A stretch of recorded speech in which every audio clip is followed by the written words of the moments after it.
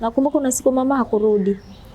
Nafikiri katika utafutaji wake hakufanikiwa, kwa hiyo hakurudi. Siku ya tukalala mlango wazi. Tumelala, mdogo wangu alilala hapo chini. Ile siku sintasahau. Nisikulala. Nikaa na hofu kwamba chochote mnyama yoyote mkali anaweza kaingia ndani ya nyumba akamchukua mdogo wangu. Kwa hiyo nilikuwa nakaa macho muda wote. Kwa hiyo kanisa walikuwa hawajui nini kinaendelea. Paka siku ndo inatangazwa kwa mara kwanza pale kanisani. Watu walibaki midomo wazi. Hawakuamini. Mchumba fulani leo anaolewa na fulani. Kwa hiyo kwenye wakati ya michango huyo aliyekuwa nimeniacha sikatibu kanisa anasimamia michango ya harusi. Kuna wakati ilikuwa damu za wazi kwa sababu watu wamechanwa, yani watu wamejeruhiwa, ilikuwa inachirizika damu kama maji. Inanilazimu mimi kumeza, ingawa kuna saa ili nisimeze na bana ulimi. Nafanya afu naenda huko pembeni. Lakini nikibana hivyo nashindwa kupumua. Kwa hiyo inanilazimu ni bora nimeze ili nipate pumzi. Wakati wanaenda kukata gari ili wanitoe mimi, nikasikia mpini wa shoka kwa vunjika. Nikasikia unasema mpini wa shoka umevunjika jamani, mpini wa shoka umevunjika. Yani akajikuta tu kwa maumivu akasema yani kuliko mateso bora ungekufa mwanangu.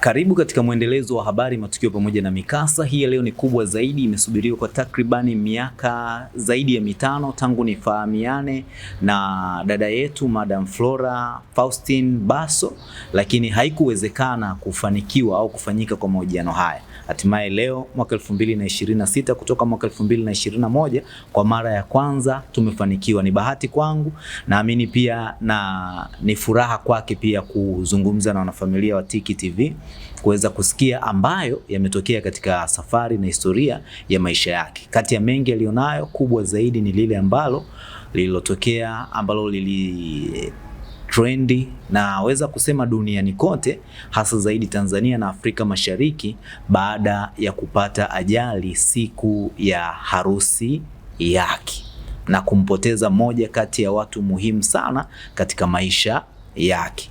Ajali ile ilisababishwa na kitu gani na mambo gani ambayo yalikuja kuibuka baadaye yaliyokuwa nyuma ya tukio lile, tunakwenda kufahamu kutoka kwake, pamoja na mengi alionayo ya wakati ule na hata mapya ya sasa.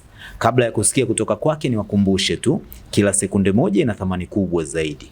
Katika maisha hakuna muda wa kuupoteza. Bofya subscribe kisha alama ya kengele, tuwe familia moja. Tiki TV, kiakili zaidi. Mimi naitwa Kelvin Shayo. Madam, habari? Salama kabisa, za kwako? Njema kabisa, hongera kwa majukumu. Asante sana. Pole kwa uchovu wa safari. Namshukuru Mungu nimefika salama. Ni kweli umechoka? Sana. Manyara mpaka unafikiri mchezo? Sio mchezo. Kwa wanafamilia wa Tiki TV, nikupe nafasi ya kulifahamu jina lako kwa usahihi, kama ni vile ambavyo nimetambulisha au kuna ziada. Hapana, ni hivyo ulivyotambulisha. Naitwa Flora Faustine Basso, ni mkazi wa Manyara Hana, ni mtoto wa 5 katika familia yangu kati ya watoto 6. Ndio. Nimezaliwa 1992. Nikiwa na kuwa mimi tumelelewa na mama. Nilikuta malezi ya mama, sikubahatika kulelewa na baba. Kwa wakati huo nilimtambua baba ambaye alikuwa na familia nyingine, yuko kata ya Giting kama baba yangu, lakini mwisho wa siku nikagundua kwamba sio baba mzazi. Ni mamangu aliolewa na huyo baba kweli, lakini mwisho wa siku waliachana. Kwa hiyo katika hicho kipindi walipoachana kabisa, mimi mama akanizaa katika familia nyingine. Lakini pia sikulelewa na baba ambaye ni babangu mzazi. Nikiwa naendelea kukua, mimi nilikuwa ni mtoto ambaye napenda sana kuimba. Sunday school, nilikuwa napenda kuimba kanisani, kuimbisha kwaya za watoto. Kwa hiyo ilikuwa ndani yangu, yani kama kipaji. Ingawa mimi kwa wakati huo sikujua kama ni kipaji. Kwa hiyo nikaendelea kukua hivyo kwenye malezi ya mama kwa upendo. Mama yetu alitulea kwa upendo sana.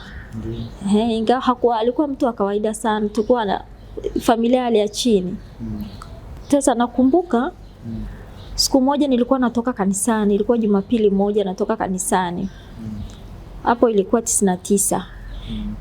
Lakini hata kabla hapo mguu ulikuwa ni mguu wa kushoto unaniuma kwenye nyonga. Mguu unaniuma lakini unapata nafuu. Lakini kwa mtoto ambaye nachunga ndama nini, siku nimetoka kanisani, Mama tulivyomaliza kunywa chai, mama akasema kachunge kondoo na pamoja na ndama. Nikaenda kuchunga, wakati nachunga hapo nikawa nimesimama, ghafla nilisikia kama maumivu makali kwenye nyonga, kwenye mguu wa kushoto. Nikawa nimeanguka chini, nikawa nimepoteza fahamu. Usiku nimepata ufahamu, nimekuja kushtuka niko kitandani, lakini niko nyumbani. Sijui imekuwaje nimefika nyumbani, sijui. Nafikiri nilibebwa mpaka nyumbani. Usiku nikashtuka mama alikuwa pembeni yangu. Nika na maumivu makali, nalia, mama ananibembeleza. Na kumbuka siku moja mama akamwagiza mtu anaenda huko Giti kwa baba, mwambie Flora anaumwa. Mwambie baba Flora anaumwa aje. Baba nafikiri kawa na majukumu, akamtuma mtu alete dawa za maumivu. Nikaletewa dawa, lakini ikawa hakuna unafuu. Akasema labda itakuwa jipu. Akaagiza nichinjiwe kondoo, nikachinjiwa. Sisi tunaamini kwamba mtu kama ni jipu akinywa ile supu ya kondoo ile jipu inatoka, anapona. Lakini haikuwa hivyo. Nimekaa nafikiri ndani muda usiopungua miezi 3. Niko tu kitandani. Wakati mama yetu, yani kipindi hicho ilikuwa 99, njaa ilikuwa ni kali. Kwa hiyo mama alikuwa anaenda kuhemea, akipata chochote kitu analeta, anakipika na niwekea hapo karibu na kitandani. Kwa sisi wa vijijini nilikuwa nalala kwenye dari. Juu kwenye dari, unaijua dari wewe? Basi analeta chakula, nilikuwa na mdogo wangu. Kaka zangu wengine walikuwa wanaenda labda kwa majirani au nini. Kwa hiyo mama akawa tunaishi hivyo. Njaa ikawa hivyo, tunakunywa mlenda peke yake. Maisha yetu yalikuwa magumu. Nakumbuka kuna siku mama hakurudi. Nafikiri katika utafutaji wake hakufanikiwa, kwa hiyo hakurudi. Tukalala mlango wazi. Tumelala, mdogo wangu alilala hapo chini. Alikuwa nafikiri kama miaka 3, itakuwa kwenye miaka 4. Maana mimi nilikuwa na miaka 8. Ile siku sitasahau. Nisikulala. Nikaa na hofu kwamba chochote, mnyama yoyote mkali anaweza kaingia ndani ya nyumba akamchukua mdogo wangu. Kwa hiyo nilikuwa nakaa macho muda wote, namwambia Mungu, mlinde mdogo wangu. Ulimpandisha juu ya dari? Siwezi, mimi mwenyewe siwezi, ni mtu akugeuzwa. Kwa hiyo mimi mwenyewe nageuzwa. Siwezi kushuka wala siwezi kujigeuza. Kwa hiyo vile mama anavyokuja ndo ananigeuza, ananibadilisha, anaenda kuhemea tena chochote kitu. Kwa hiyo siku hiyo nakumbuka kulikuwa na kanisa la Pentecost liko jirani, PAG. Ndio hilo leo ambalo mimi nasali. Kwa hiyo nakumbuka siku kulikuwa na maombi. Kwa hiyo nikamwambia Mungu, najua unaweza yote. Kama wale watu wanavyokuabudu wewe, Mungu naomba utusaidie, utulinde mimi na mdogo wangu. Mungu ni mwema. Alfajiri mama yetu akarudi na tulikuwa salama. Ingawa kuna muda usingizi unanipitia, nikishtuka naangalia mdogo wangu hivi kweli bado yupo, na shanga bado yupo. Mungu alikuwa mwema. Kwa hiyo baada hapo siku moja yule baba nilimtumia mtu, wakati mtu anaenda huko Giti, nikamwambia mwambie hivi, baba, usiponipeleka hospitali hata nikifa, je, wewe utabaki salama? Utaishi milele? Baba nafikiri ile kitu ikamuuma, akaja. Siku alipofika, uzuri moja, namshukuru Mungu, nimekaa miezi sio mpungua 3, zaidi ya miezi 3, nikaa nimeweza kusimama. Lakini mguu wangu ukawa ni mfupi, mguu wa kushoto ni mfupi, ni vidole tu vinafika, na nilitambua hilo baada ya kuweza kusimama. Kwa hiyo baba alipofika akaniambia njoo huko sebuleni, nikatoka. Yeye mwenyewe akajisikia vibaya, ndio umeumwa kiasi hichi, kesho nakupeleka hospitali, jiandae. Kaambia sawa baba. Basi kesho yake akaja yeye na kakaangu mkubwa, wakanipeleka hospitali moja wanaita Dareda. Nikakaa hospitali Dareda, wakanipeleka kwenye kipimo cha kwanza, wakaona hakuna kitu. Kanipima x-ray mara kwanza, hamna kitu, hawajaona kitu. Mara pili wakaenda kunipeleka tena, hakuna kitu, wakawa wamenilaza. Lakini madaktari waligomba sana, yaani mtoto huyo mpaka amekusha kuwa mlemavu ndio unamleta hospitali, mtoto wako kweli? Kagombeza hapo, lakini huduma ziliendelea. Baada ya kukaa kama mwezi pale hospitali ya Dareda, baba akaambiwa itabidi nipelekwe KCMC. Basi akaambiwa nenda katafute hela, ukija na hela hapa ndio tunakuruhusu uondoke na mtoto. Kweli baba alienda, akarudi, akaruhusiwa akaondoka na mimi. Tukaenda hapo Ndasaki kwa babangu mkubwa, tukapanda gari tukaenda paka Moshi, mimi na babangu mkubwa. Baba yeye alibaki. Nilienda mimi na baba mkubwa pamoja na kakaangu anaitwa Joseph. Tulipofika KCMC tulionana madaktari bingwa wa mifupa. Tulipoonana wakanipima na nini, tukaambiwa turudi, tukae muda wa wiki kama 2 nafikiri, alafu turudi kwenye vipimo. Tukarudi, majibu yakatoka, wakasema hatuoni kitu. Wakapima tena, wakatupa siku ya kurudi tena. Wakati tulikuwa tunakaa kwa ndugu pale Moshi. Wakanipima tena, hawaoni kitu. Wakasema sasa itabidi tukupe gongo la kukusaidia.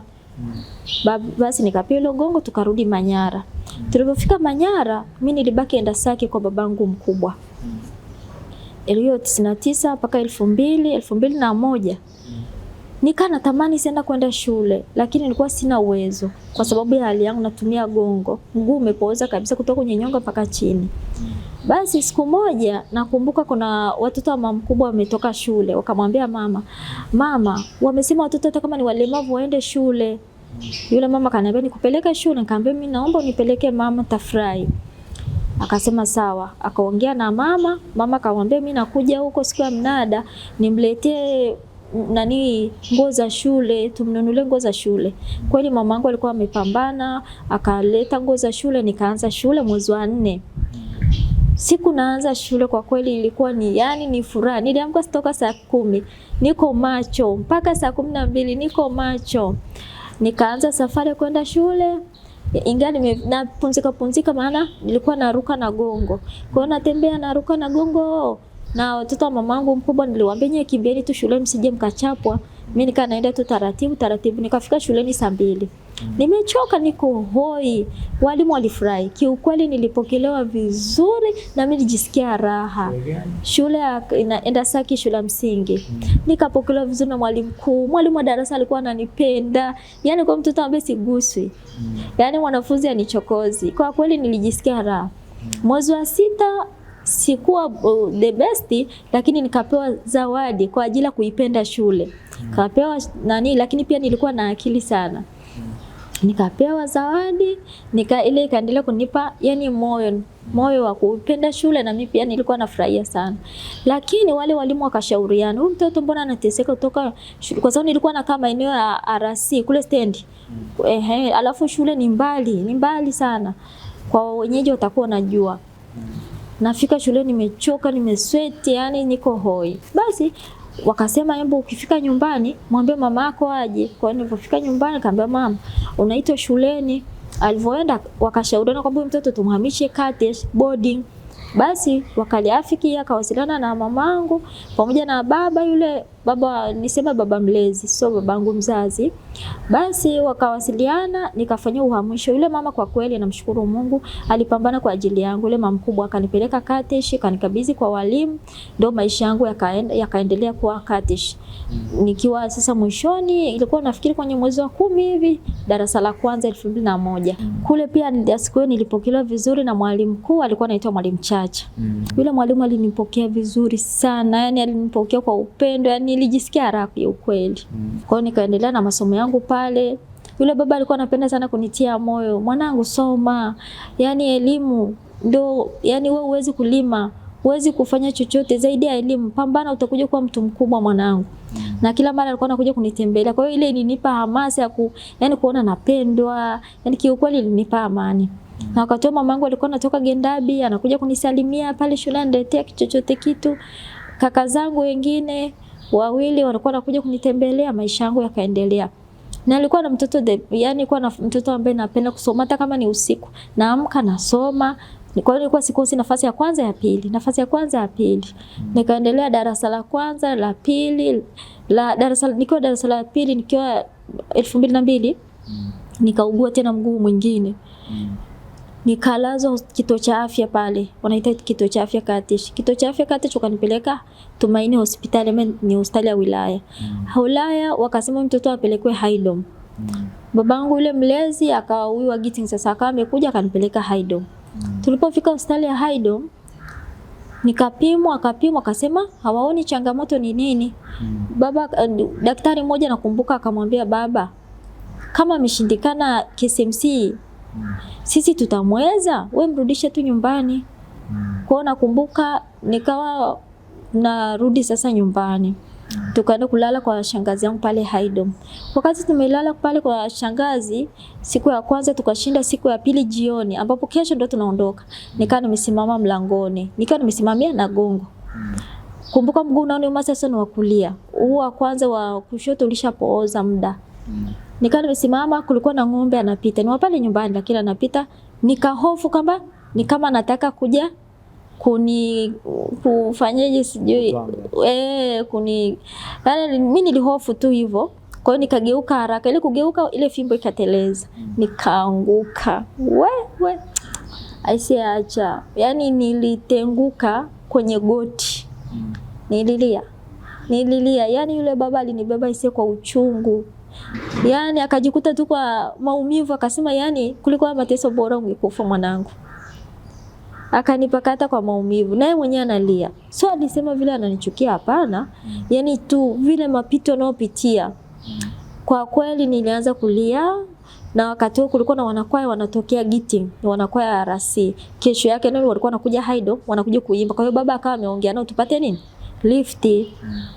Kwa hiyo siku hiyo usiku sikulala. Siku ya pili hiyo kwa walivyomaliza mambo yao walikuja kufanya Haydom, nikaa nimepakiwa kwenye hiyo gari. Nililia kutoka Haydom mpaka sehemu moja hiyo wanaita Giting. Nimefika mimi sio kulala. Kumbuka huu mguu ambao umeniuma 99 umepona, lakini umepooza lakini haukuwa unaniuma. Lakini kumbuka nilivyoanguka ndo goti likatenguka. Kumbuka nimeenda kwa ajili huu wa kulia ambao ndo unaniuma. Kwa hiyo sikuwa na upande wa kulalia. Sio kulia, sio kushoto. Kwa maisha yangu yote nikaa na egemea tu hivi ukutani na sinzia. Yani acha ise. Nikaa nimekaa hivyo. Ilifika wakati yule baba akaniambia, mwanangu, unajua una mapito mazito. Hivi siku ukifa utazikwa kanisa gani? Unataka tukubatize wapi, kanisa gani? Akaniambia nichague kanisa. Mimi asili kabisa mimi ni Mpentekosti. Ila kwa sababu ya ubatizo utotoni kawaza kanisa gani, nikasema mimi nataka KKT. Basi akamuita mwinjilisti nikabatizwa. Nilivyomaliza kubatizwa, uzuri mmoja yule mwinjilisti alikuwa anaitwa mwinjilisti Faustini. Akaja kunitembelea, kuomba pamoja na watu wengine, anakuja ananiombea. Kadri siku inavyozidi kwenda mbele napata nafuu. Wakati huo kumbuka nimekaa kitandani miezi nisiokumbuka ni miezi mingapi. Nilikuwa shule siendi tena. Na nilikuwa na mdogo wangu wa huyo mama mwingine sasa anaitwa Romana. Ndio alikuwa ananisaidia. Maana siwezi kutoka kitandani, siwezi kufanya chochote. Kwa hiyo nikitaka kujisaidia naweka kitu kwa huku chini ya vitanda ni hivi vya kamba. Anaweka chochote kwa chini ili mimi nijisaidie. Siwezi kujigeuza, siwezi kufanya chochote. Niliishi hivyo, mdogo wangu yule alikuwa ananisaidia. Basi kadri siku inavyozidi kwenda mbele, mimi nikaa nazidi kupata nafuu. Mungu ni mwema, nikaa napata nafuu. Mwisho wa siku nikaa naweza kutoka nje, nikapata nafuu, nikarudi shuleni. 2003 kuna siku nilikuwa likizo pale Ndasaki, nikiwa natoka kuangalia mashindano ya kwaya pale uwanja wa shule ya sekondari ya Ndasaki. Nilikuwa napita karibu na nyumba ya kwa Mheshimiwa Frederick Sumaye. Nikamwona askari mmoja kaniita, ni mlinzi wa getini. Kaniambia, mtoto mzuri njoo, usiniogope. Akanisalimia kwa shauku kubwa sana. Mimi nilikuwa namuogopa sawa amevaa nguo za nani. Akaniambia, sasa pole mwanangu, unaitwa nani? Nikamwambia naitwa Flora, kaandika kwenye karatasi. Akaniambia, utafurahi ukipata baiskeli ile ambayo wenzako watakuwa nakusukuma na kuna muda unasukuma mwenyewe. Nikamwambia ndio. Basi nitaongea na mheshimiwa. Wakati huo Mheshimiwa Frederick Sumaye alikuwa waziri mkuu. Basi mimi akawa ameandika majina. Akaniambia, bye, utapata baiskeli sawa mwanangu? Nikamwambia sawa, asante. Nikaondoka. Wakati sasa kumbuka natumia magongo mawili. Huu mguu nilivyokuambia 2002 uliniuma ukapooza na wenyewe. Kwa ukaparalyze. Kwa hiyo nyumbani pale wakanitengenezea gongo la mti. Kwa hiyo nikaa naruka na magongo yangu mpaka nyumbani. Nilivyorudi shule imeshafunguliwa. Kuna siku mwalimu wangu anaitwa Mwalimu Lelwa. Akaja kuniita, Flora njoo na wageni wako. Nikafika, nikamkuta Mwalimu Ali na mgeni mmoja na Mwalimu Lelwa. Wakaniambia, huyu mgeni ameleta baiskeli, ameagizwa na Mheshimiwa Frederick Sumaye, waziri mkuu. Kwa hiyo nikapewa ile baiskeli, nilifurahi, tukapiga picha na nini na nini. Kwa mwanzo wa mimi kutumia wheelchair. 2003 nikatumia wheelchair, huo mwaka ukaisha. 2004 nikaumwa uti wa mgongo. Uti wa mgongo ukaniuma, nikapelekwa Dareda wapi, pelekwa Haydom wapi, yani kila wakinipima waone ugonjwa. Ulivyokuwa unaniuma, ukawa unajipinda taratibu. Ulikuwa umenyooka tu vizuri kama wako. Mgongo ukajipinda. Ulivyojipinda, lakini kila wakinipima waone ugonjwa. Kiukweli yani kuna muda nakata tamaa. Lakini namshukuru Mungu, inawezekana ameruhusu niyapitie haya ninayopitia ili kuwatia wengine moyo. Na ndio maana niko hapa natoa ushuhuda ili kuwatia wengine moyo kwamba unaweza ukapitia magumu, unaweza ukapitia machozi, unaweza ukapitia njia ukaona na miiba mingi, lakini Mungu amekuandalia kitu kizuri. Kwa hiyo kiukweli nilikuwa nimekata tamaa. Kuna muda nakata tamaa, lakini kuna muda najipa moyo kwamba Mungu hapana, bado Mungu hajashindwa, bado Mungu anaweza, bado Mungu ananiwazia mema. Haijalishi na kuwa hivi, lakini bado Mungu ananipenda. 2004 mgongo ulivyojipinda, sikuendelea kurefuka. Ndio maana nina urefu mpaka leo. Lakini katika hayo yote bado Mungu atakabaki kwa Mungu tu. Mungu habadilishi na urefu wala ufupi. Namtukuza Mungu kwa jinsi nilivyo, ni kwa utukufu wake. Kwa hiyo 2005 Jumapili moja, nafikiri ile ilikuwa mwezi wa 10. Jumapili moja tumetoka na wenzangu kanisani. Wananisukuma na wheelchair. Mimi nilikuwa mtoto ambaye napendwa na watoto wenzangu. Nilikuwa napendwa sana. Kwa hiyo mimi nikienda kanisani naenda na msafara usiopungua watu 10. Wananisukuma na wheelchair, hao tunaenda kanisani. Sasa siku tumetoka kanisani. Kanisa la KKT. Nilikuwa nasali KKT. Basi tumetoka kanisani tukaona tangazo la mkutano wa Injili. Wambandika ukutano wasema tangazo kutakuwa na mkutano wa Injili katika uwanja shule ya msingi Katesh kuanzia tarehe 22 mpaka tarehe 24. Niliposoma tu ile tangazo nikasema Mungu, hakika kama nilivyosoma Biblia umeponya wengi na mimi nitaponywa.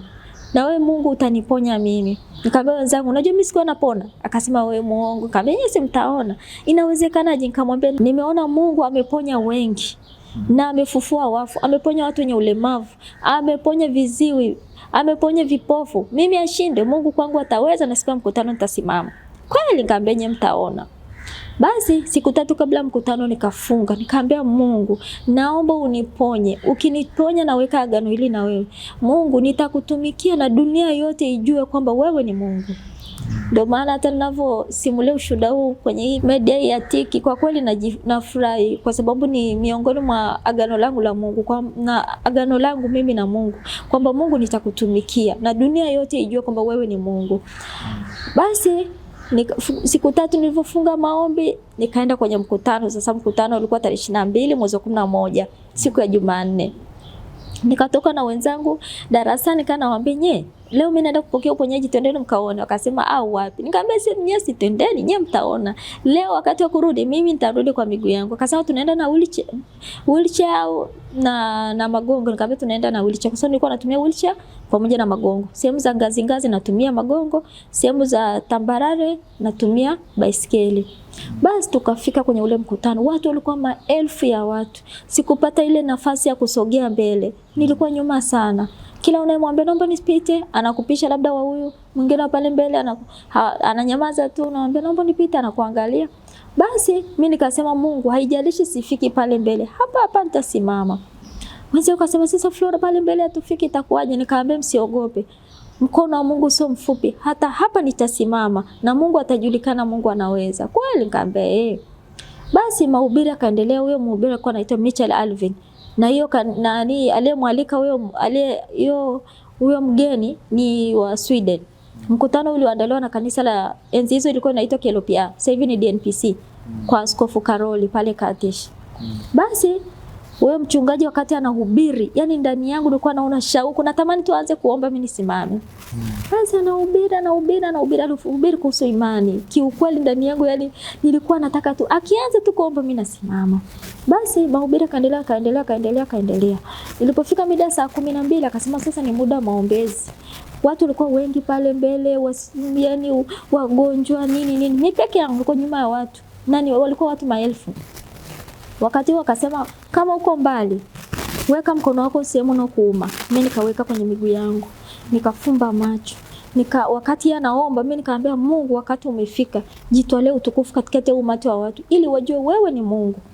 Basi nikiwa nimefumba macho, katika kumbuka nimekaa kwenye ile baiskeli. Nimefumba macho, naomba.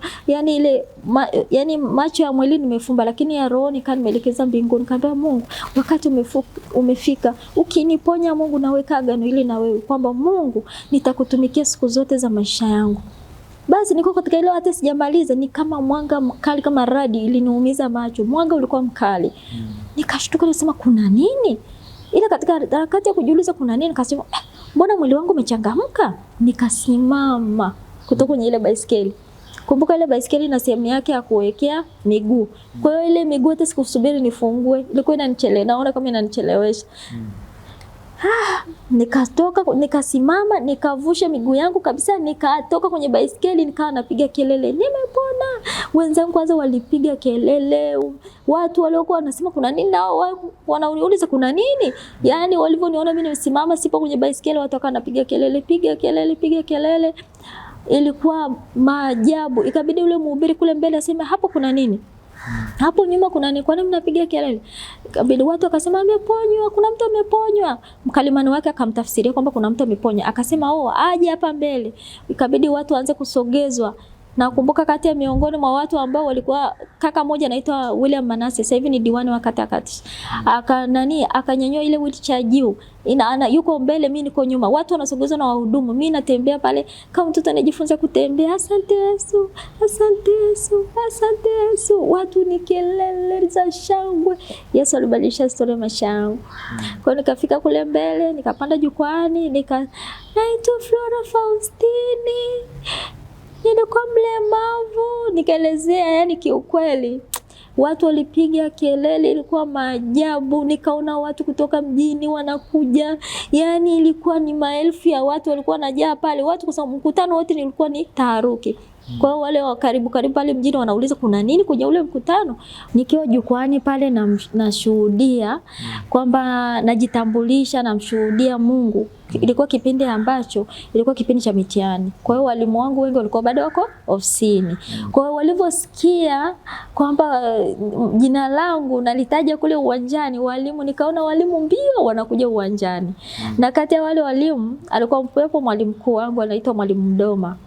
Ndio tuliyemwomba ruhusa kwamba tunaenda uwanjani. Akasema mnaenda kufanyaje? Wakati tunaenda, nikamwambia mwalimu mimi naenda kupokea uponyaji. Mwalimu akatabasamu akasema nendeni. Kwa hiyo dakika chache mbele kweli kile nilichomwambia mwalimu ndicho kilichotokea, na yeye akashuhudia. Nikaona na yeye ni miongoni mwa walimu walikuwa wanakuja mbio, wanakuja uwanjani wakati mimi niko juu ya jukwaa. Ni bwenini kule wenzangu walikuwa kwenye foleni ya chakula, nao nikaona wako mbio wanakuja uwanjani na mpishi. Acha chakula hapo. Yani ilikuwa kwa kweli, ilikuwa siku ambayo Mungu alitenda maajabu, alitenda miujiza. Nikaamini kwamba kila jambo na wakati wa Mungu. Tulipotoka hapo tukaenda bwenini, wenzangu wananifurahia na walimu wangu wengine wananifurahia, wengine nasema huyu atarudia baiskeli. Huyu kama Mungu amemponya mbona bado anashikwa mikono. Kwa hiyo yani wengine walikuwa wananikatisha tamaa, wengine wananitia moyo, lakini mimi sikuenda na wale wanaonikatisha tamaa. Mimi nilienda na wale wanaonitia moyo. Hata usingenitia moyo, mimi bado ningeweza kusimama kwa sababu nikasema Mungu wewe ndio ulinifanya nisimame, na Mungu sintarudia baiskeli wala magongo kwa utukufu wako. Sintarudia. Kwa hiyo nimebaki na huo msimamo. Nikaendelea kusoma darasa la 6, nikaa nimelazwa pale Tumaini hospitali kwa ajili ya huu mgongo. Ni 2006 hapo. Kumbuka nimeponywa 2005. Basi nilipolazwa pale nimekaa, wakagundua nina TB ya mifupa. Ndio wakagundua kwamba ndio kilichofanya nipinde mgongo, TB ya mifupa. Kwa hiyo nikakaa pale miezi miwili pale.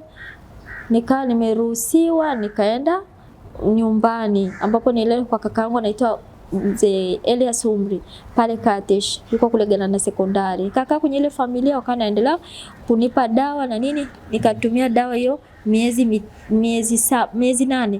miezi 6 mbeleni, maana itakuwa dawa TB utumie miezi 8 enzi hizo. Na nikakaa nyumbani kama miezi kama sio 9 itakuwa kwenye 8. Nikawa nimerudi shule. Niliporudi shule sasa, kumbuka wenzangu wamesoma muda mrefu sasa, karibu mwaka mimi sikuwepo shule, ila walimu wangu walikuwa wananipenda, wakaniambia ngoja ufanye mtihani wa mwezi wa 12 tuone matokeo, afu ndio tujue utarudia darasa au utaendelea na darasa 7.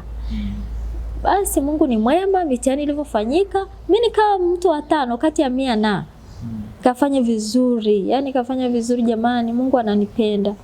Na pia nawashukuru sana walimu wangu, wamekuwa sehemu ya mafanikio yangu, walinitia moyo. Kwa hiyo nilipofaulu vizuri nikaendelea darasa la 7, darasa la 7 nikahitimu. Nilivyohitimu darasa la 7 nikawa nasomeshwa na serikali. Kwa msaada? Nilikuwa nasomeshwa na serikali. Yani kwamba serikali ndio inakulipia ada.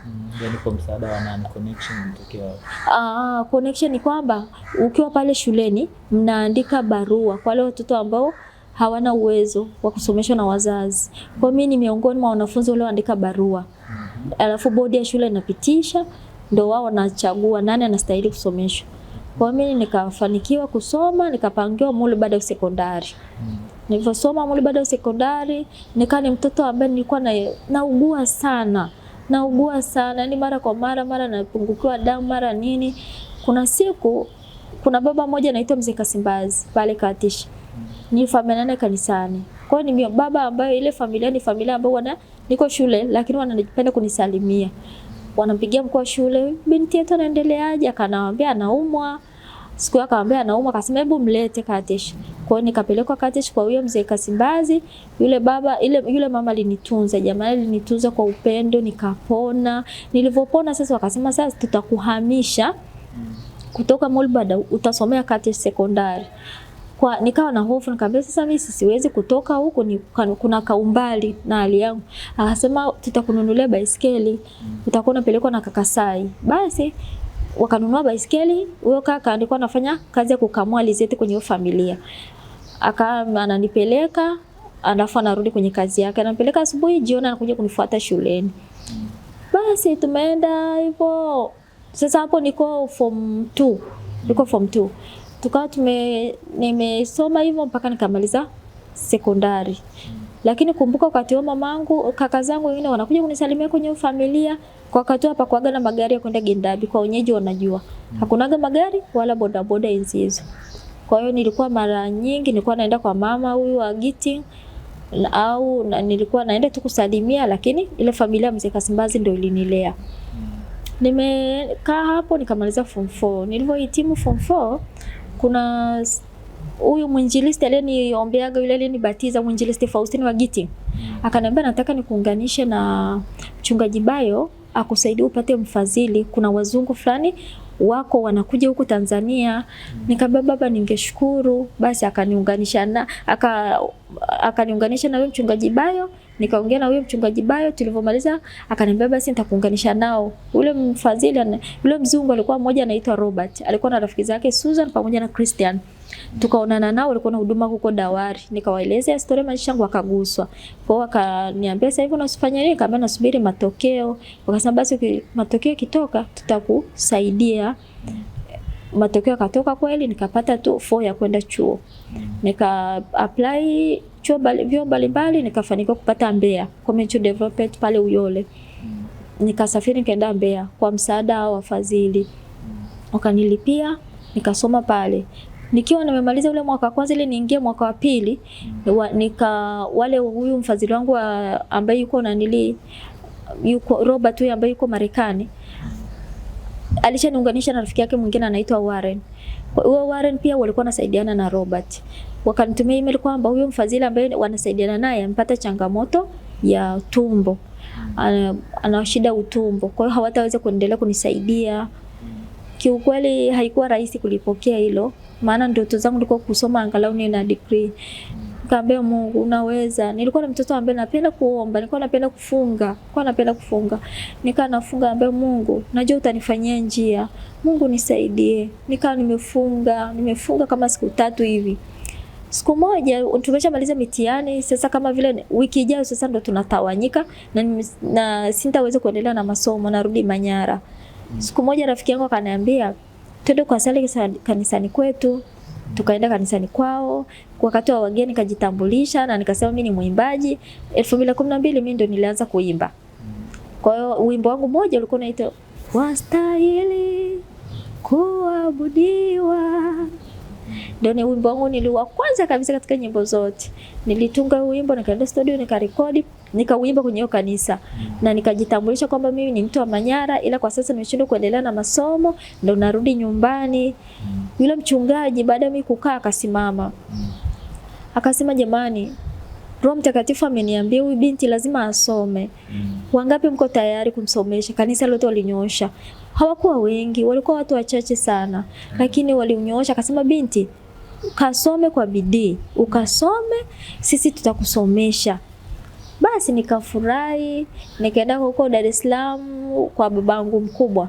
Nikakaa hapo nikana subiri sasa, nikatafuta sasa, nimehitimu certificate, kumbuka nataka nijiunge na diploma. Diploma nikapata Iringa pale Mafinga, wanaita CAPS Community Development pale Mafinga.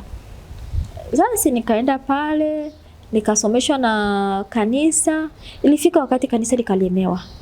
Kanisa lililemewa, wakawa wanashindwa kunisoma. Yaani wanashindwa kunitumia hela. Mimi sikuwa na walaumu kwa sababu naelewa majukumu ya kanisa. Lakini wasema ilifika wakati nikakata tena tamaa, natamani tena kuacha chuo.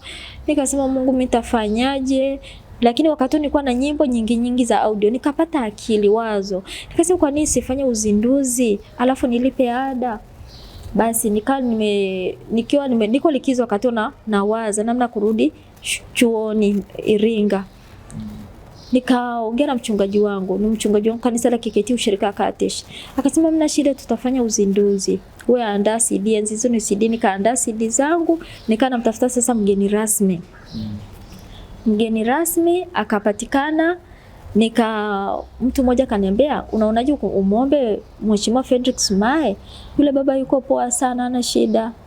Nikasema, mimi ni mtu mkubwa hivyo, nampigiaje simu? Akaambia, nakupa namba, atapokea simu, usio na wasiwasi, ili awe mgeni rasmi.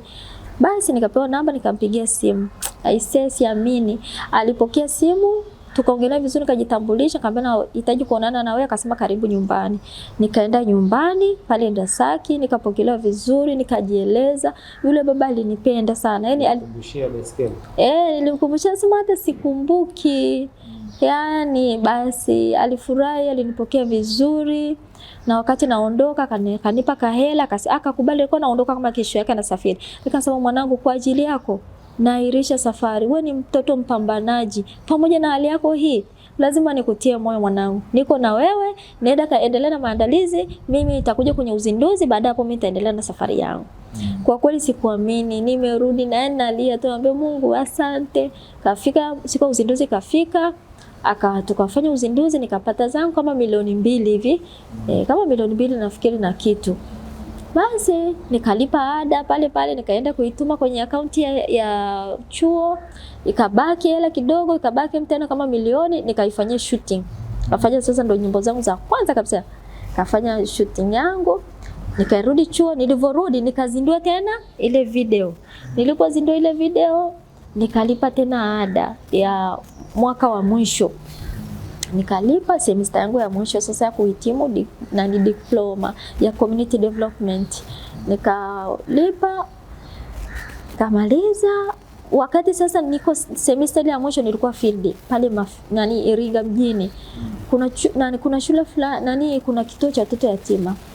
Naitwa, sikumbuki jina vizuri. Sasa siku hiyo tumeenda kwenye hiyo shule, hiyo kituo. Yule kaka namkumbuka tu, anaitwa kaka Justini. Katika kuongea nikamwambia, kaka, nitafutie mfadhili. Mimi natamani kusoma degree. Ndio hivyo nahitimu diploma. Ila ndoto zangu ni kuwa na degree. Naomba nisaidie. Akasema, mdogo wangu, labda tuchukue mawasiliano, alafu tutawasiliana. Kaambia sawa, tukapeana mawasiliano. Nilivyohitimu pale diploma, tukawa tumeenda Mbeya kwenye mkutano na University na Tumaini University ya Iringa. Nilipata marafiki pale, tukaungana tukaenda Mbeya kufanya mkutano. Tumemaliza nikiwa kule kwenye ule mkutano, siku moja nikaota ndoto. Nimelala, nimeota ndoto kwamba niko kwenye gari ndogo aina kama taxi. Alafu gari kubwa kama basi ikatuangukia.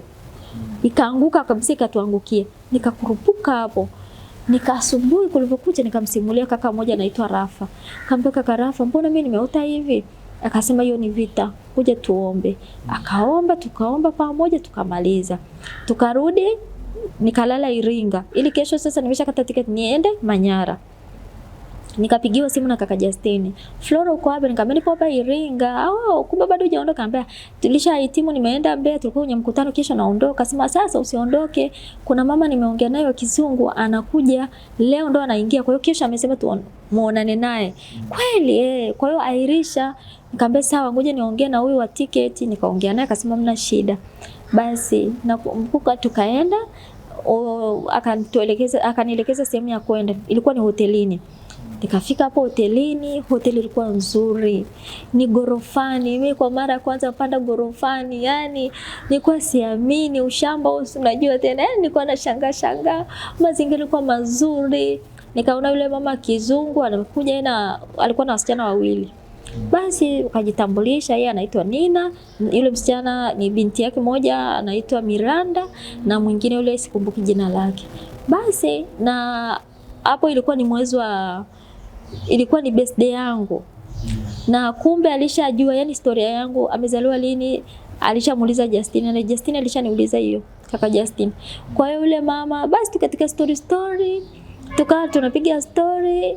Baada muda naona yule mama wa Kizungu anapotea, anarudi, anaondoka, anarudi. Kama vile kuna kitu anakiandaa, nikasema labda atakuwa anaandaa chakula. Baada muda nikaona watu wamesimama na mimi nikaunga nikasimama. Akasema no, Flora wewe leo ni mheshimiwa. Wakaanza kuimba happy birthday to you. Nikaanza subiri labda atatajwa nani. Happy birthday dear Flora. Nikajua yani nilitegemea kwamba alivyosema nikajua labda kwa sababu ya hali yangu ya ulemavu labda hataki nisimame. Kumbe akawa amenifanyia surprise ya birthday. Kiukweli toka nizaliwe sijawahi kufanya kitu kama hicho. Kwa hiyo ilinigusa sana. Yani nilikuwa nalia tu. Usile, don't cry Flora. Yani kiukweli ilikuwa surprise. Tukala na nini. Ikawa furaha, kataka kujua, akasema sasa naomba uje kesho ofisini kule. Ya pale tu iliishia hapo. Kesho yake nikaenda kaniambia andika barua. Niandike barua kwamba unataka msaada gani na nini na nini. Nikaandika barua, ila akasema kajipange unaenda chuo. Basi nilirudi Manyara, nikaambia kaka Justin, mimi nataka kusoma Open University. Nimeshaanza kuwa na hofu ile kwa body, mara unateseka mara nini. Akasema mna shida. Kweli nikawa apply Open University, na yule mzungu akatuma ada, akamtumia yule kwenye account ya hao watoto, ada yangu ikalipwa. Nikasoma mwaka wa kwanza, mwaka wa pili 2017. Kabla ya nikiwa mwaka wa kwanza, kuna siku nilikuwa mimi ninapenda kuimba na ninapenda kuhubiri mikutano ya Injili. Siku moja nilikuwa sehemu moja na Mascaroda. Nimeenda hapo kuimba kwenye huo mkutano. Ulikuwa na mchungaji mmoja anaitwa mchungaji Yona. Ni mchungaji wa PAG Geta Sam. Ni binamu yangu pia. Kwa hiyo akaniambia Bina, kuna mkutano, njoo imba. Nikaenda. Nikiwa pale nikakutana na rafiki yangu mmoja na yani ndio tukapata urafiki hapo. Anaitwa Pascalina Musa, ni mtoto wa mchungaji. Akapenda huduma yangu, akanialika kanisani kwao, akasema lazima niongee na baba, nipe mawasiliano yako uje siku moja. Basi akafika kule akaongea na babake. Baba akashirikisha kanisani pale, naona wakanipenda bila kuniona. Kwa jinsi tu ushuhuda wangu wa ulemavu nilivyosimulia na jinsi nilivyoponywa. Yesu alisikiliza na usimulia. Nikaenda kwenye huo mkutano. Nikaalikwa nikaenda kwenye hiyo semina, ilikuwa semina ya ndani. Nikafanya semina, ndio mimi mwanzo wa kupata mchumba. Sasa nikapata mchumba. Semina ilikuwaje na mchumba alitokeaje?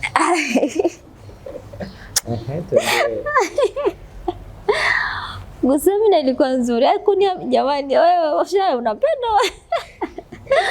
Basi yani semina iliendelea vizuri. Semina ilikuwa kama siku 4. Ikawa imeendelea siku ya kwanza, ya pili. Kiukweli semina ilikuwa nzuri, nilikula vizuri. Mtumishi. Siku nimemaliza pale, kuna kaka mmoja kaniambia naomba namba zako. Baadaye sitamtaja jina. Akana mwisho wa siku ananiambia mimi nakupenda. Mimi sikuchukulia yani sio kwamba nadharau, ila kwa hali yangu mimi nikiangalia kule kijijini sana. Siwezi kuishi kule. Kwa yani kwa mazingira yale, yani amekaa sana na nili ya milimani pia. Yani kaona kwa hali yangu mimi siwezi kuolewa bwana na huyu. So kwamba wao ni kwamba kuna namna yani tu mazingira yale nikaona kwa hiyo sikuwa muamini haraka. Lakini taratibu kadri siku ninavyozidi kwenda mbele nimempenda. Nilivyompenda kwa kigezo cha nikasema si tutahama.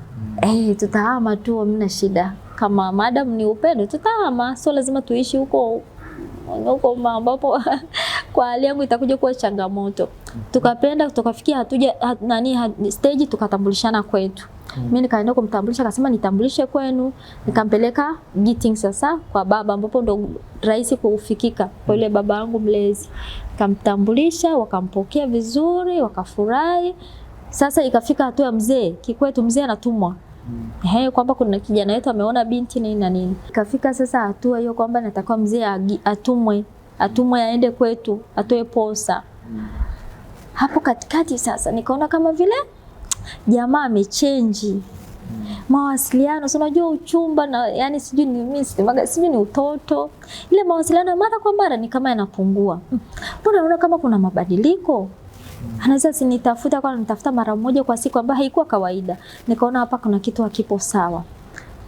Yani kiukweli bwana, kupenda kubaya. Nilikuwa yani mpaka nimekonda, na nilipo kadogo hivi nimezidi kuwa mdogo. Nikasema kuna nini? Sasa hayupo muwazi. Nikamwambia tu unataka kuniacha wewe? Amna, mawazo yako tu. Si unajua mnavodanganyaga, mawazo yako tu. Niweke mimi kwenye kundi. Basi akasema anyway, kuna siku nikaongea na rafiki yake, akapatikana kwenye simu mpaka siku 3. Akasema kuna siku 3 hizo zote kwa sababu gani hapatikani? Mtu hayupo sawa, kuna nini? Nikampigia rafiki yake mmoja, vipi fulani yupo? Akasema yuko salama kabisa. Akasema yupo salama, mbona hapatikani? Akasema mimi naogopa kusema. Akamwambia niambie please, hata kama bora ukweli unaouma, niambie tafadhali. Akasema nikamwambia niambie fulani, niambie, sitaki kusema jina. Akasema bwana anasema natafuta namna kumwacha Flora. Nikamwambia kwa nini? Anasema wazazi wake, mama yake amesema simtaki mlemavu, na mama yake na ndugu zake mama yake wamesema yani wewe kutuletea huyo mwanamke kwako atukanyagi na sheria yako atuji. Kweli kwa hiyo anasema, kwa hiyo jamaa anasema namwachaje? Natafuta njia gani ni mwache? Kiukweli nikamfanya tu kama natia moyo kwamba basi mimi nashukuru, basi usiniseme. Kaambia usijali, mimi sitakusema. Lakini nilipokata yani mimi kwamba ni kama kisu ilikata kwenye tumbo langu eti. Si unajua masifa na mchumba na nini? Yani nitamani ardhi ipasuke nijifiche kwanza. Nika baadaye kanitafuta mwenyewe. Vipi? Nikamwambia safi. Nikamwambia nini kinaendelea fulani? Akasema hamna. Uko poa? Niko poa. Uko sawa kweli? Nikamwambia unataka kuniacha? Hamna. Mbona unakuwa na fikra za namna hiyo? Hamna. Nikamwambia hapana, kuna kitu kipo sawa. Hamna, mimi niko sawa. Nikamwambia niambie ukweli. Hamna bana. Basi. Baadaye akamtumia message, mimi naomba tu uendelee na maisha yako. Nikampigia, kivipi? Hamna, endelea tu maisha yako, maana mimi uniamini. Sasa naona kana tafuta njia sasa apate namna. Si nipatie kosa afanyaje? Nikamwambia uko serious? Sema wewe endelea tu na maisha yako. I say haikuwa rahisi kuipokea. Nilikonda, nishindwa kula. Yani wakati huo yani tamani hata sijui nifanyeje. Nikawa siende kwenye huduma sasa za uimbaji, huduma yangu ikawa imerudi nyuma, maana sikuwa sawa. Lakini siku moja nikakaa chini. Mpaka niliamua kuhama Hana. Nikahamia Babati. Nikaenda kupanga chumba Babati, na hapo nilikuwa kwanza nasoma Open University, nikasema tu Hana niondoke kabisa. Sikuwa sawa. Nikahamia Hana, Babati. Siku moja nikakaa chini. Kama miezi 2 hivi sijaenda huduma yote tu, kiniita labda mimi kwa sasa sitaweza, ratiba imebana. Sio ratiba imebana, sipo sawa. Siku moja nikakaa chini. Nikajiangalia kwenye kioo. Nikasema hivi, Flora wewe ni mjinga wa namna gani? Unalia kwa sababu ya mtu? Kwani duniani mwanaume ni yeye peke yake? Nikaambia Mungu, hivi Mungu mwanaume nilikuomba kutoka kwako ndo huyu? Mungu ndo huyo? Mungu nisamee. Huyu sio yule ambaye mimi nimemuomba kutoka kwako. huyu ni mimi nimemtaka, sio wewe. Mungu nisamee. Niliomba toba kwa machozi. Nikamwambia Mungu, nipe amani, nipe ukurasa mwingine mpya, nisaulishe huyo mtu, nipe mtu sahihi. Nikaomba toba. Nilipomaliza kuomba toba, unajua mwanadamu unasahau kwamba yani kuna vitu vingine lazima umshirikishe Mungu. Nikapata amani ya moyo. Siku hiyo nakwambia nilienda sokoni, nikanunua nyama, nikanunua makochopocho ili nikala, nikatengeneza sherehe mwenyewe. Kwanza kabla sijaenda kununua vitu vya kula, nikamtumia message, nikamwambia kuanzia leo nimekusamehe na nimekuachilia kwenye moyo wangu, haupo. Nimekusamehe kabisa, endelea na maisha yako. Mwanzo nilikuwa sijakusamehe, ila kwa sasa nimekusamehe, ila kama Mungu aishivyo, mwakani muda kama huu itakuwa ni harusi yangu.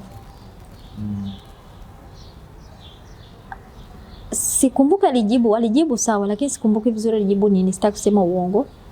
Basi baada ya hapo mimi nikaita boda, nikaenda zangu sokoni, nikanunua vitu, nikaja kupika, nilienjoy, nilikunywa soda, nini. Yaani nikiukweli nilijipongeza.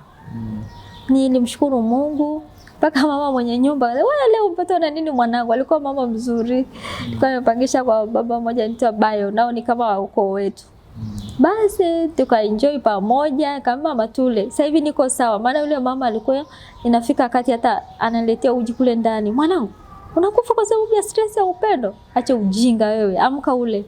Kwa hiyo yule mama alikuwa mtu ambaye ni karibu. Kwa hiyo siku nilivyokuwa nimemwambia mama, nimeleta hivi vitu tunapika tule, najipongeza, mama yule alishangaa, alifurahi sana. Baada hapo nikamwambia Mungu nisamee, sasa naanza rasmi kazi yako. Kwa hiyo nilikuwa nasoma huko na enda zangu naendelea na masomo na nini. Bwana we. Nimekaa kama muda so mrefu sana, kama miezi 3 au 4. Yule niliachana naye alikuwa ni katibu wa kanisa.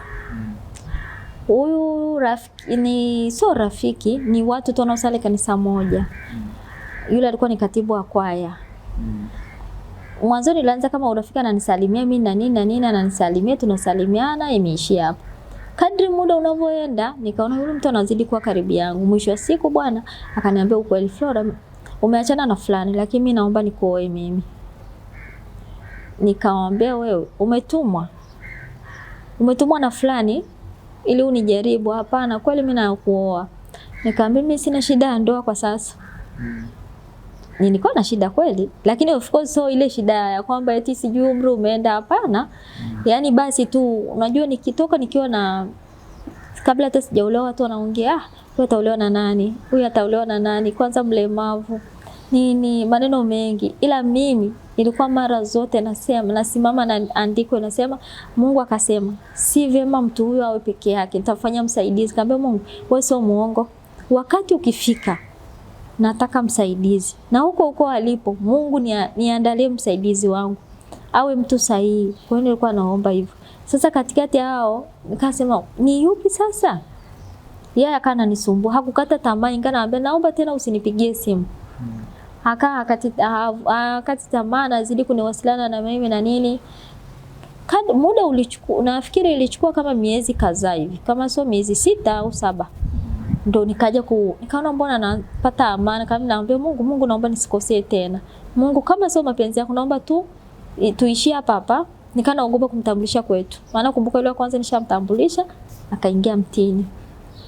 Kwa hiyo mimi nikasikitaki kabisa kumtambulisha. Yeye ndo akasema basi. Nikamwambia mimi sikutambulishi kwetu kwa sasa, mpaka ueleweke. Akasema mimi nitakutambulisha kwetu.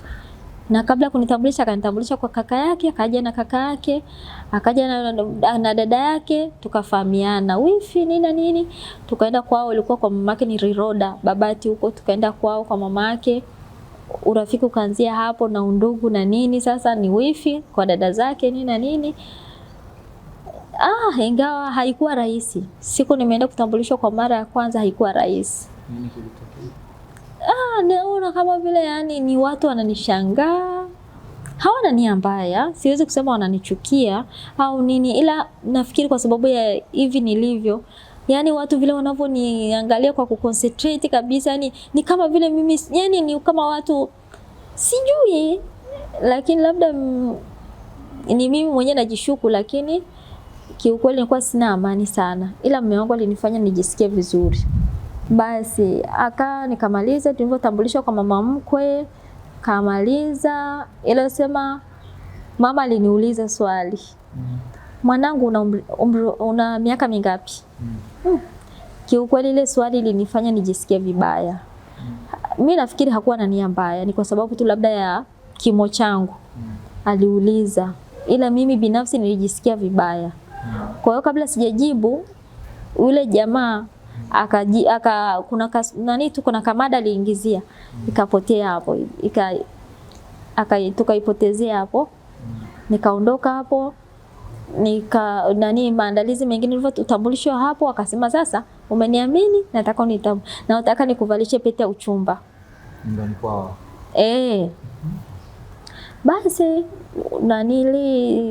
ndugu zake walikuwepo na nini, nikavalishwa pete ya uchumba. Nilipomaliza pete ya uchumba, nikamwambia sasa nitakutambulisha kwetu. Ndio nikampeleka kwetu, nikamtambulisha kwa wazazi wangu. Kamaliza, process zingine za kanisa zikaendelea. Kwa hiyo kanisa walikuwa hawajui nini kinaendelea.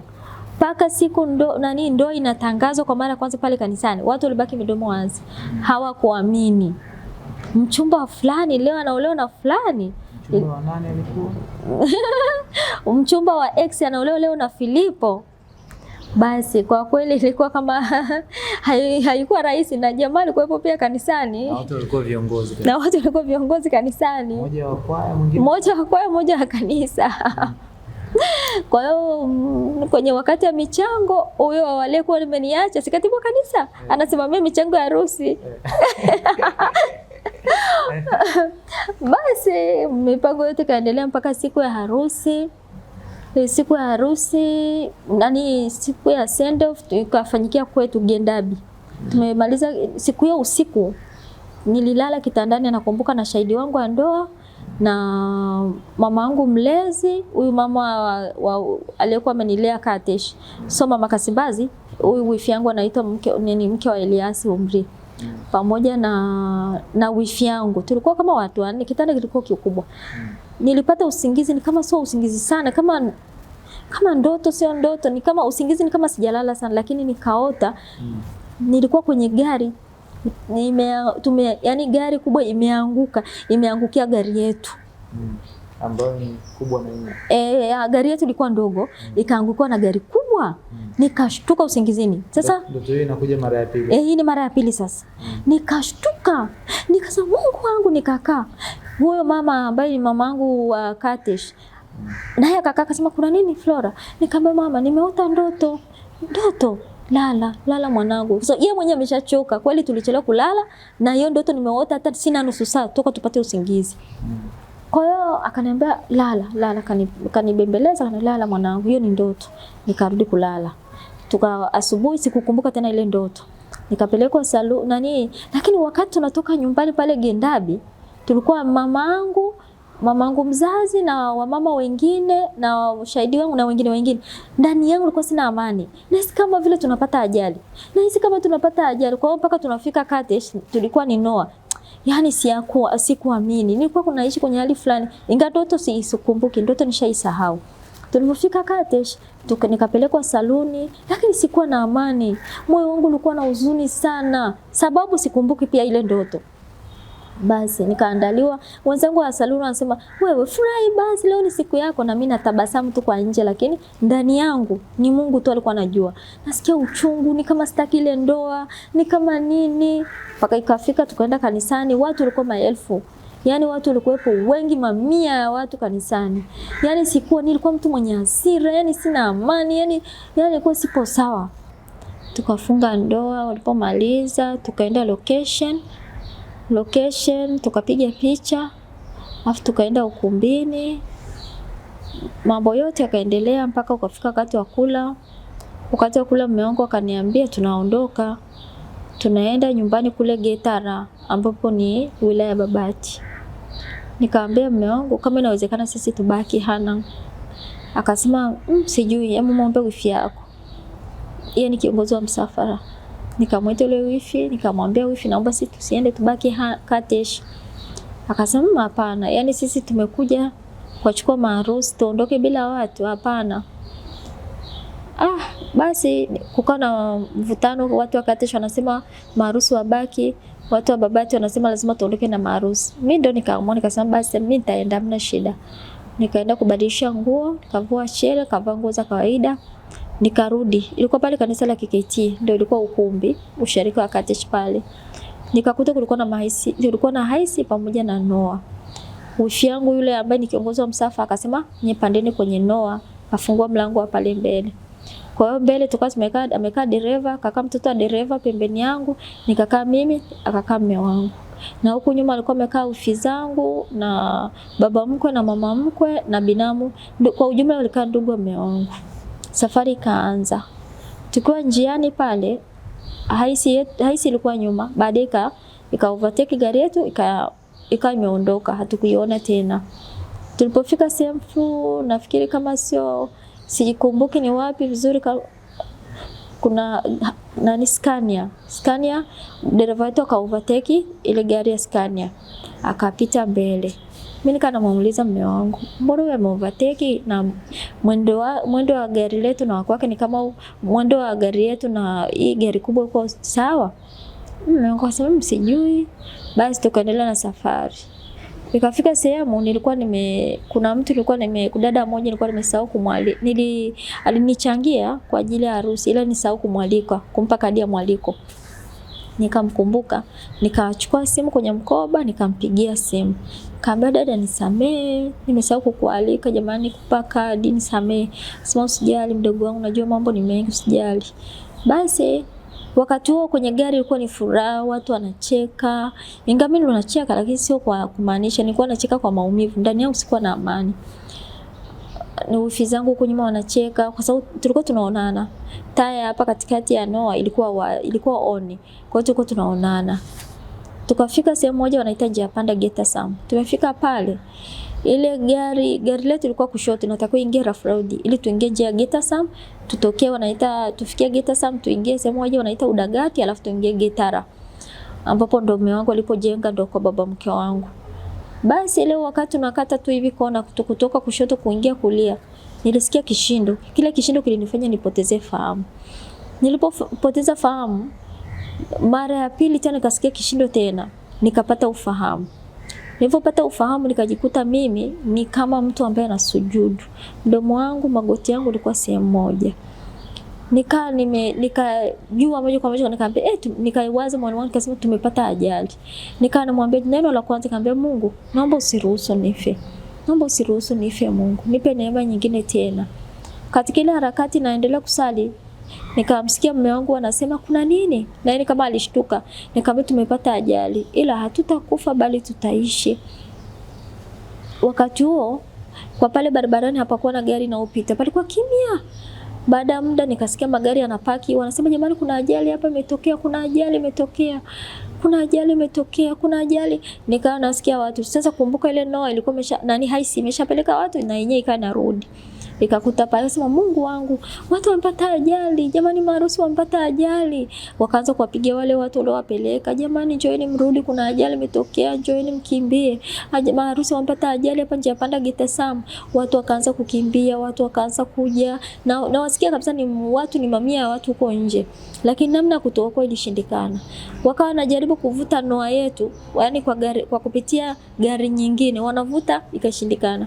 Wakajaribu kuvuta semi trailer ikashindikana. Yani wakasema sasa tufanyeje? Wakasema tuokoe kwa kupitia shoka. Wakaenda kuomba watafuta shoka, wakanakata gari na shoka. Wakikukuta uko mzima wanakukimbiza hospitali. Wakipata sio mzima wanakulaza hapo nje. Nikaa nasikia, "Aisee sio mzima mlazeni hapa." Ingawa sikuwa najua ni nani. Basi uokozi ukaendelea. Mwisho wa siku nikasikia kuna mtu alikuja kumtoa mtoto wa dereva, alikuwa ni kama ameegemea mkono wangu ili bega langu. Huyo mtu nikamsikia anasema, jamani mtoto wa dereva ameenda na babake." Aisee, ameenda na babake. Ile kauli kwa wakati ulikuwa sijaielewa. Basi kulikuwa yani pale ndani ya gari nilikuwa siwezi kupumua. Ukiniangalia kwa hapa kwa ukaribu hapa, nimechanwa, nilikuwa nimekandamizwa na chuma, na hii shavu la hapa nimechanwa, na hapa nani uso wangu kwa ujumla nilishikiliwa na vyuma. Kwa hiyo haikuwa rahisi kupumua. Nilikuwa napumulia mdomo. Kwa hiyo kuna wakati ilikuwa damu za wazi, kwa sababu watu wamechanwa, yani watu wamejeruhiwa, ilikuwa inachirizika damu kama maji. Inanilazimu mimi kumeza, ingawa kuna saa ili nisimeze na bana ulimi. Nafanya afu naenda huko pembeni. Lakini nikibana hivyo nashindwa kupumua. Kwa hiyo inanilazimu ni bora nimeze ili nipate pumzi. Damu za watu. Nika na meza kuna sana natapika na meza tena natapika na meza. Yani kimeza tu natapika. Kumbuka ninavyotapika siwezi kupumulia pua. Kwa hiyo natapika na mdomo unaibia. Kwa hiyo kuna saa naona kabisa pumzi inakata, nasema hapana, sintakufa bali nitaishi, sintakufa. Mume wangu naye anasema mke wangu, mimi nahisi kama pumzi inakata. Ambia hapana, hatutakufa, tutasimulia matendo makuu ya Mungu. Basi uokozi ukaendelea. Nika namkumbusha Mungu, umesema Mungu, mimi ni Mungu nikokoaye. Umesema Mungu wewe unafanya njia pasipo na njia. Mungu umesema wewe ni baba yatima. Mungu umesema hakuna jambo gumu kwako. Mungu umesema upitapo katika maji mengi nitakuwa pamoja na wewe. Nikamwambia Mungu, naomba usiruhusu tufe. Mungu, agano langu mimi na wewe limeishia hapa. Mungu kumbuka agano langu mimi na wewe. Basi nikaa naomba hivyo, Mungu kumbuka. Uokozi ule ukaendelea. Watu baadaye ilipofika nafikiri mida saa ngapi? Mpaka saa 8, saa 7 sisi hatujaokolewa. Kutoka saa 3. Tulianguka, tulipata ajali saa 3 usiku mpaka saa 8. Saa 7 hatujaokolewa. Kwa hiyo na wakati huo kumbe gari yetu ilivyoanguka kwenye mtaro ikawa imegeuza matairi juu, imelala na mgongo. Alafu kichwa cha semi-trailer ikajua ya nua yetu. Basi ikafika wakati nikamwambia Mungu, kwanza nikamuuliza mume wangu, nimefanya namna toa hata mguu nje, watu wajue kule nje sisi tuko hai. Akaniambia mke wangu, sina namna ya kutoa. Nikamwambia basi usijali, mimi naweza. Sio kwamba naweza, ni kwamba tu nilijitia ujasiri kwamba hakuna jambo gumu kwa Mungu. Nikamwambia mimi naweza. Nikamwambia Mungu, najua unaweza, naomba unisaidie. Nikavaa imani. Nikamwambia Mungu, unafanya njia pasipo na njia.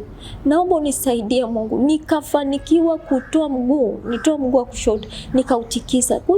Nikasikia watu kule nje wanasema, jamani, kuna mtu anatikisa mguu. Aje. Watu ni kama nahisi walikuwa wamekusanyika kule nje, wananiambia tikisa tena, nitikisa mpaka mara 3 hivi.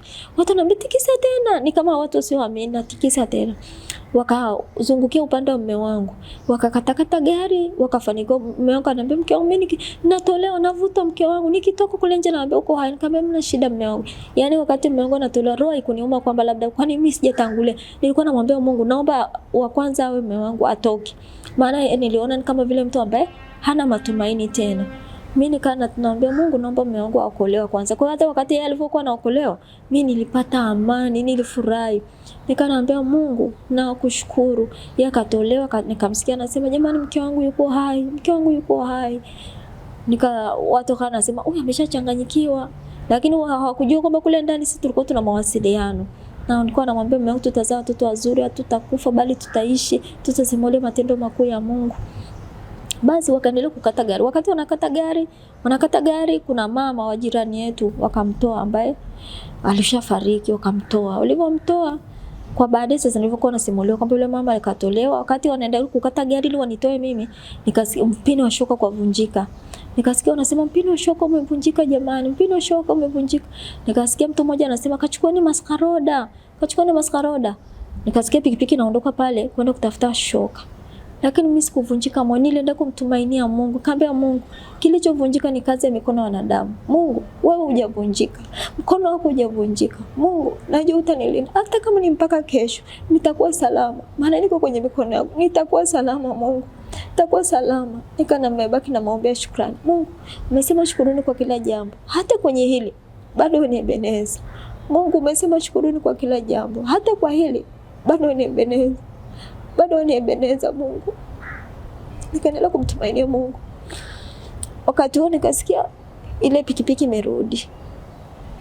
Ilivyorudi wakaendelea kukata gari upande upande wangu sasa wanakata gari.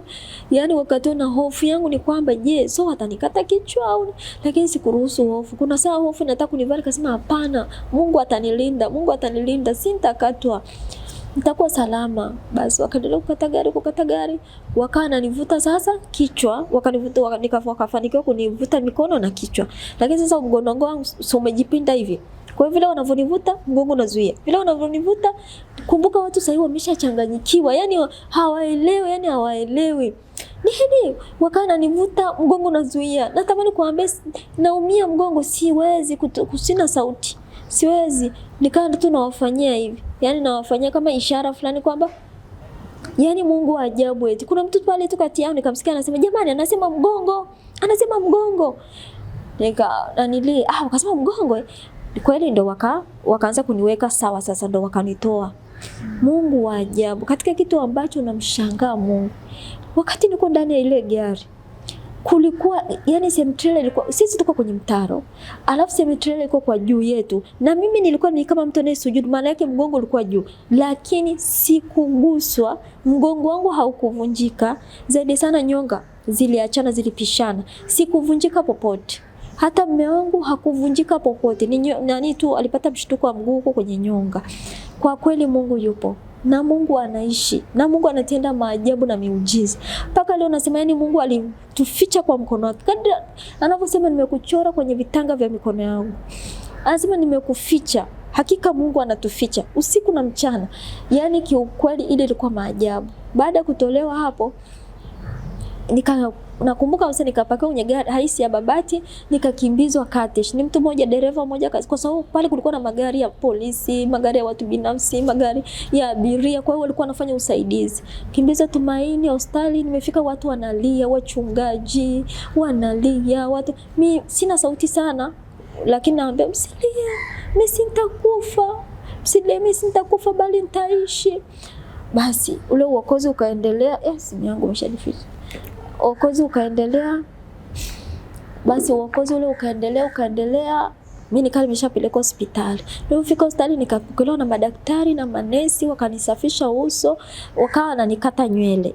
Mimi sikuwa nimesuka rasta, ni nywele zangu ni ndefu. Kwa hiyo wakana zikata zile nywele, nawaambia msikate nywele zangu, hiyo sio rasta. Maana wao walikuwa wanasema, tukate hizi rasta." Nikamwambia mimi sio rasta, hizo ni nywele zangu, msikate. Wakasema kumbe anaongea.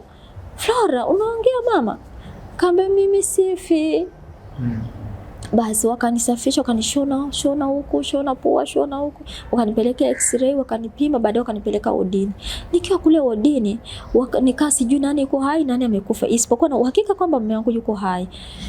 Basi nikiwa kule wodini, nikaa nauliza, mama mke wangu yuko wapi? Wakaniambia yuko kule wodini.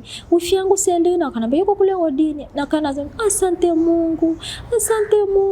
Nilikuwa nimelazwa wodi moja na wifi yangu mwingine anaitwa Lina akatoka kule akanalia. Nesi nikamsikia nesi anamwambia, "Mwache Flora apumzike. Mwache apumzike, naomba urudi kitandani kwako." Sasa alikuwa analia sana, kama mtu anaelewa kitu, lakini mimi sikuelewa. Mimi kana imani tu kwamba watu wote ni wazima. Basi hapo nikakaa hapo hospitali usiku huo, alfajiri saa 12 nikaa napelekwa Haydom.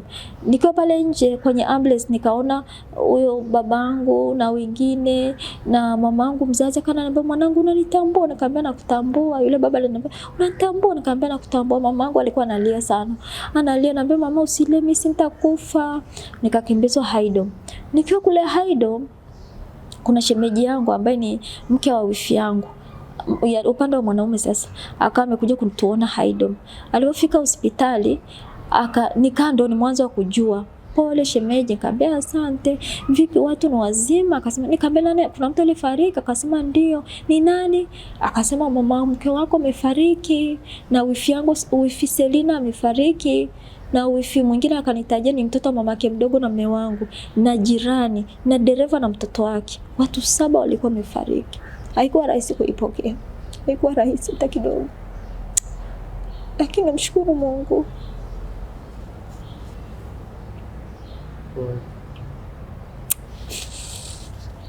Kwa kwenye ile ajali watu 7 walipoteza maisha. Kwa mlipona wewe na mume wako? Tulipona mimi na mume wangu na watu wengine 4, na baba mke wangu ni mzima mpaka leo. Ngalivunjika hapa.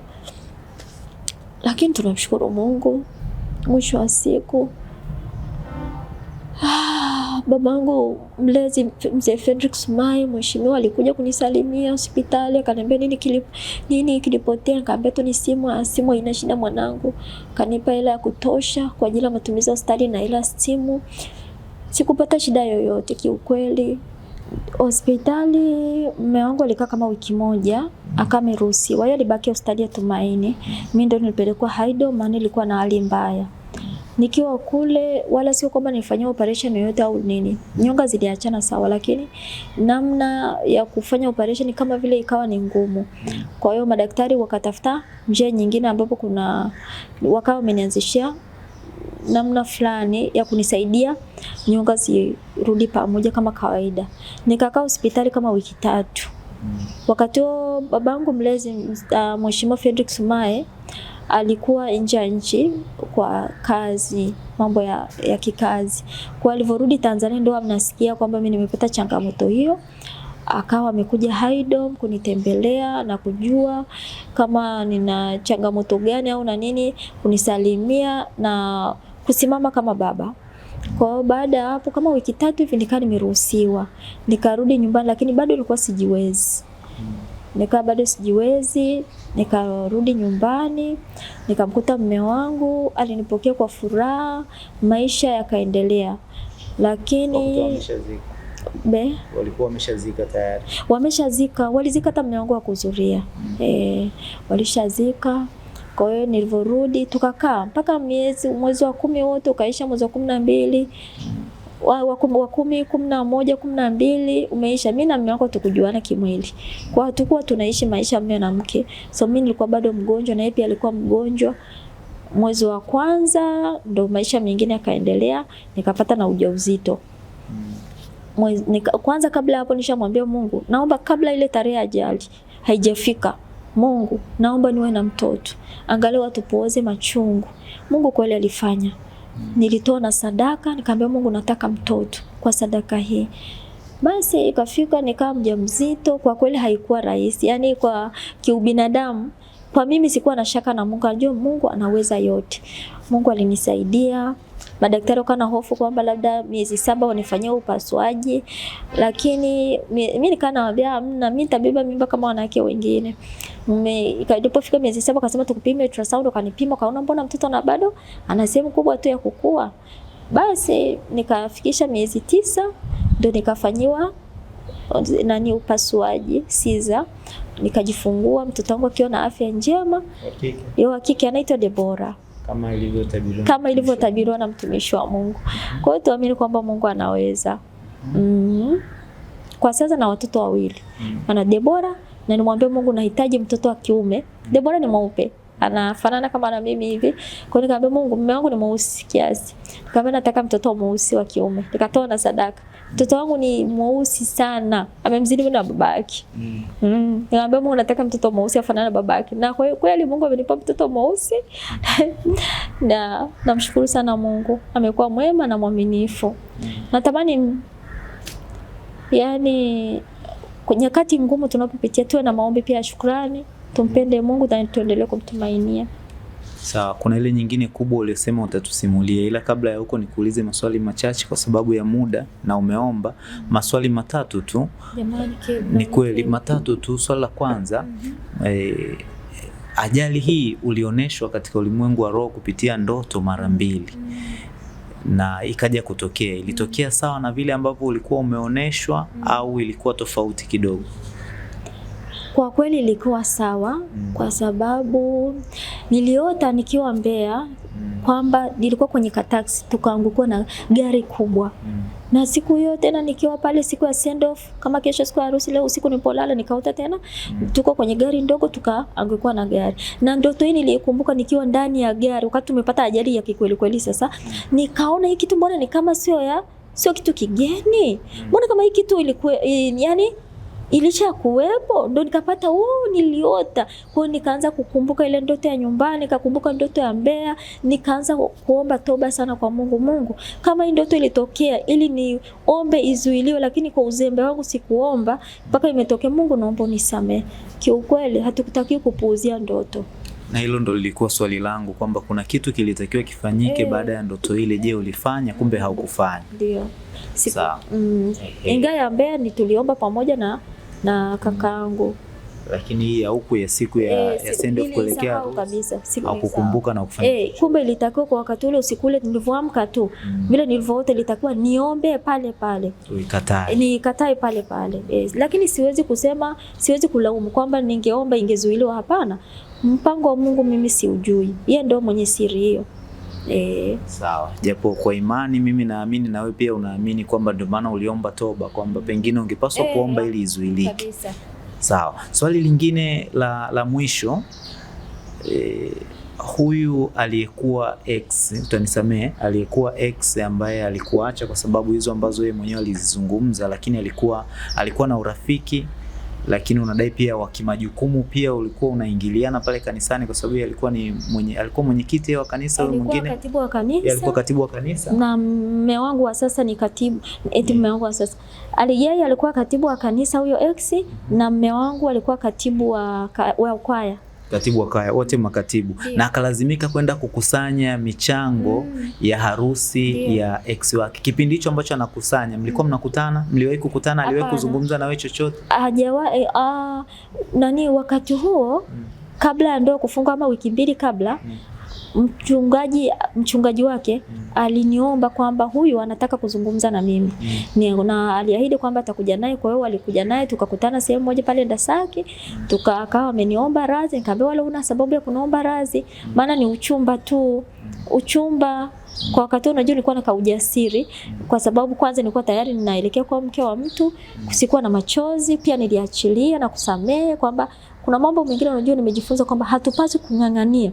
Kuna vitu vingine sio mapenzi ya Mungu, ila sisi kwa tamaa zetu tunang'ang'ania. Lakini kumbe Mungu hapendi hivyo, hicho ambacho sisi tunataka, na sio mpango wake. Kwa hiyo nikajifunza, akamwambia mimi uwe na amani. Akaniambia basi sawa, mimi nakutakia safari njema kwenye ndoa.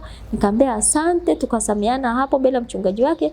Mimi nikaendelea na safari yangu na wao wakarudi. Swala la kwenda kufunga kitanda cha ex wake ambaye ni wewe, alafu kutokuhudhuria kwenye ndoa, ili lilikuwa limekaaje yani? Mimi sikuona kama ni shida na wala sikuona kama ni kwamba amelikwepa, hapana. Mimi naona ni kwamba tu ni aina ya majukumu waliopewa. Kulikuwa hakuna mtu mwingine anapenda kufunga kitanda? Hapana, mimi hilo siwezi kulijibia kwamba atakuwa hajalikwepa bwana. Ni kwamba tu ni majukumu tu. Alikuwa amesimamia kama rafiki, kama ndugu, kama kiongozi wa kanisa. Na bado mpaka sasa mnasali kanisa moja? Nafasi yake ni ile? Sijajua, maana sisi kwa sasa tunasali Katesh. Sijui. Ila tunakuwa na mawasiliano. Maana anakuja kumsalimia rafiki yake au hata na wewe? Hatuna mazoea namna hiyo.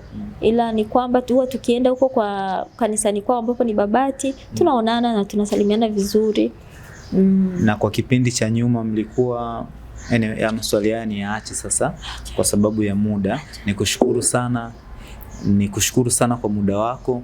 Haya mengine ambayo umesema utatueleza ya kuhusiana na mambo ambayo yalitokea makubwa zaidi baada ya haya, tutakapopata muda, kwa sababu unasafiri, watu watakuwa wanasema jamani, sehemu ya pili lini? Lakini tutajitahidi isichelewe sana sehemu ya pili. Nikushukuru kwa muda wako, nikutakie kila la heri.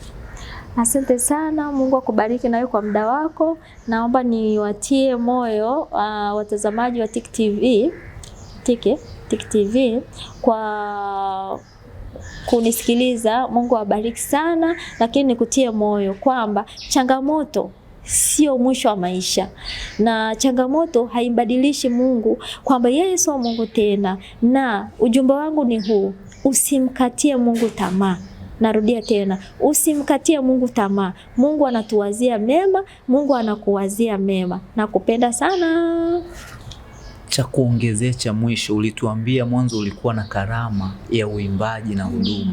Hii haujaizungumza kabisa. Iliendeleaje au ilishiaje? Kama inaendelea, japo kwa sekunde au dakika chache, utupe namna ya kuweza kupata walau kama nyimbo zako, kama pengine umeziposti mahali au zipo sehemu fulani. Ya, mimi ni mwimbaji. Ni kweli huduma yangu bado inaendelea na iko vizuri, na kwa sasa nimeandaa kitabu kinachoitwa Ushuhuda Unaoishi. Pale utapata simulizi yote ya maisha yangu, nimezaliwa wapi, imekuwaje mpaka sasa hivi nilivyo. Lakini pia ukitaka, nina channel yangu YouTube ambayo inaenda kwa jina la Flora Faustine Basso. Flora Faustine Basso. Utakuta nyimbo zangu hapo, nyimbo nzuri sana yenye ujumbe mzuri wa kukutia moyo. Na ukitaka kuwasiliana nami kwa ushauri, kwa namna kupata nyimbo zangu au kitabu cha ushuhuda unaoitwa Ushuhuda Unaoishi, na naomba uwasiliane nami kwa namba hizi: 0686 85 6702, 0686 85 6702. Asante sana na kupenda. Kwa mnaofuatilia mkiwa nje ya nchi, usisahau kuanza na ile code number ya Tanzania alama ya jumlisha 255 badala ya 0 kisha namba kama alivyokutajia. Sina la ziada kwa sasa, niwakumbushe tu kila sekunde moja ina thamani kubwa zaidi katika maisha, hakuna muda wa kuupoteza. Bofya subscribe kisha alama ya kengele, tuwe familia moja. Tiki TV, kiakili zaidi. Kelvin Shayo ndo jina langu. Tulikuwa naye Madam Flora Faustine Basso. Hii ni sehemu ya kwanza, tukae tukisubiri sehemu ya pili ya mambo makubwa zaidi yaliyotokea kwenye maisha yake, lakini Mwenyezi Mungu amempa neema, akili, busara, maarifa na uwezo wa kuyashinda, na leo hii ana kitu kinachoitwa Ushuhuda Unaoishi. Kitabu kinapatikana kwa gharama gani? Kitabu kinapatikana kwa gharama shilingi 10,000 tu. Kipo wapi na wapi, au ni tukupigie simu kwa maelezo zaidi? Kwa maelezo zaidi naomba unipigie simu. Sawa. Bila shaka bado hakijawekwa kwenye platform za kulipia bado? Ya, bado, ila niko kwenye hiyo process. Sawa. Itakapokamilika pia utatuambia? Yes, nitawaambia. Nikushukuru sana kwa muda. Asante sana, nashukuru. Mungu akubariki. Amina sana. Asante kwako mwanafamilia wa Tiki TV ambaye tumekuwa pamoja hadi hapa, ambao tunaelekea kutamatisha mahojiano haya mazuri tu ya bebe, ya kufurahisha, ya kukutia moyo. Sidhani kama kuna baya, lakini hili la X lina ubaya kwani? Haina ubaya wote. Bye bye kwa sasa. Bye.